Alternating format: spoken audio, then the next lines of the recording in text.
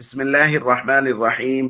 عن أبي هريرة رضي الله تعالى عنه قال: كان رسول الله صلى الله عليه وسلم يصلي حتى تبرمت قدماه، فقيل له: إن الله قد غفر لك ما تقدم من ذنبك وما تأخر. قال: أفلا أكون عبدا شكورا. رواہ ابن ماجہ۔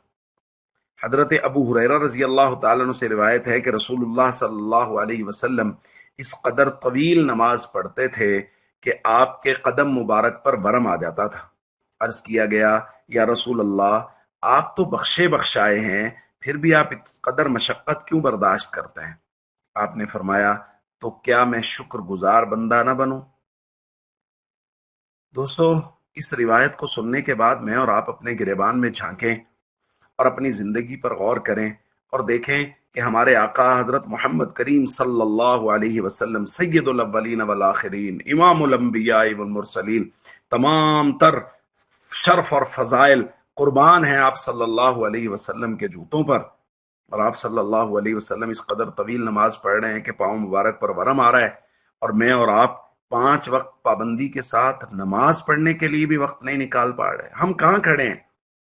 کہاں کھڑے ہیں وہ لوگ جو آفس جانے کے لیے تو بر وقت تیار ہوتے ہیں، مزدوری پہ جانے کے لیے بر وقت تیار ہوتے ہیں، جاب پر جانے کے لیے بر وقت تیار ہوتے ہیں، اپنے دن بھر کے کام اور امور، دکان، ان سب پر جانے کے لیے تو بر وقت تیار ہوتے ہیں، لیکن فرض نماز پڑھنے کے لیے وہ بر وقت تیار نہیں ہوتے۔ دن میں 5 وقت اللہ کی طرف سے جو آواز لگتی ہے اس پر لبیک کہنے کے لیے ہم تیار نہیں ہیں۔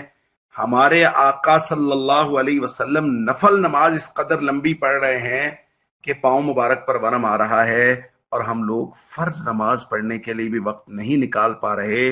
سوچئے ہم کہاں کھڑے ہیں، ایک مسلمان کہاں کھڑا ہے؟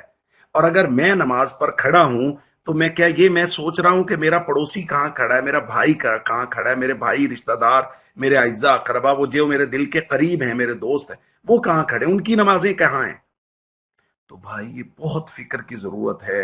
ہم سب کو متفکر ہونا چاہیے، اپنی نمازوں کی فکر کریں، اپنے ارد گرد رہنے والے لوگوں کی نمازوں کی فکر کریں۔ السلام علیکم ورحمۃ اللہ وبرکاتہ۔